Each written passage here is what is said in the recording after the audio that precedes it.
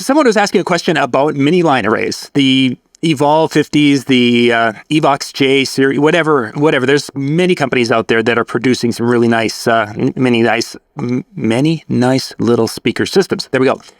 First off, if somebody says, "Hey, Cubby, are they worth investing? What are the benefits of having those over maybe a different type of more traditional speaker system?" What would you give them for advice and thoughts? I love my Evolve 50s. I love my mini line array. Like I said, as you talk about, there's other brands. I've stuck with the Evolve 50s. This setup is amazingly easy. You drop your sub, put a stick on it, throw it on top. I'm no longer like trying to lift a big speaker up there, roll a sub in. It's just it's everything I need. I'm a wedding DJ. I do some corporate events. I kind of moved out of schools. I saw other DJs do schools, but they're using the other different speakers. But I love mini line arrays, and I think they're well worth the investment. You just got to pick your brand. There's a lot of good ones out there. I was a fan of EVs, and I love them. I got 6 pairs of EVs and 1 pair of EV30s. So nice. Best investment. Well, seriously, one of the best investments. So you like easy setup and such, and if for people when it comes to, can you tell a difference in the sound quality if you would be at a wedding and they blindfolded you and you had the Evolves and a non-Evolve, a sub top, could you tell a difference, do you think? Yes. Okay. Yes, I could. Very much so. Mm-hmm. I think a lot of that also, the easiest place to say is, where am I sitting in that room, right? We talked about dispersion in one of our other topics tonight. And that right there was, kind of the key. Sometimes I find myself in kind of like some awkward situations as far as like where I'm placed. Like I might be in the middle of the room, but if it's not a very deep room, right now my people that are out on the outsides, I either had to turn my tops so that they could hear everything during their speeches, and then turn them back when it was really just for the dance floor, or I kind of had to fit it for another reason, like I had to play with it.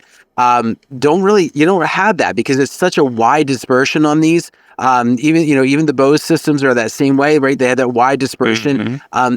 And one of the things that I also like about the systems, these mini line arrays that we're having is, it gives you that benefit of a top and a sub all in one piece, right? So one, Cubby mentioned about the ease of setup. Pretty much all of them that I've looked at have all had that easy setup type of piece to it. Some have, an extra cable that you might have to run, but for the most part, it's pretty quick and to the point, but it gives you all that crossover action within the system, right?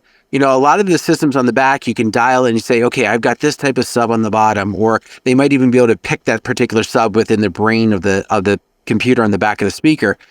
This is just like you plug in and it knows everything right there. Yeah. It's super easy to set up. And as Cubby said, I mean, the sound quality that comes out of them is great. And again, different strokes for different folks, right? There are some of those events out there, such as your big school dances, where if you're trying to do a line array, I don't think you're going to want to do that.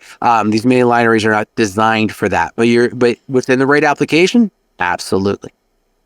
I think one of the downfalls that I see is that people, the right application, people are buying those things and wanting to do bigger events with the mini array system. And because of that, they end up adding subs to it. And as we've talked in the Ben Stowe show, back to Ben again, goodness.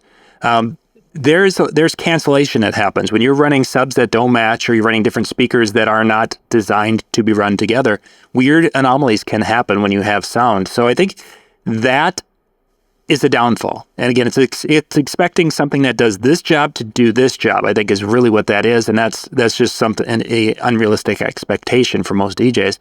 But it's something to be aware of, that if you are doing these types of jobs, this may not be the best option for you when you start out. When you get more advanced and then you've got your gear for that, you can have your gear for that, but maybe not for today.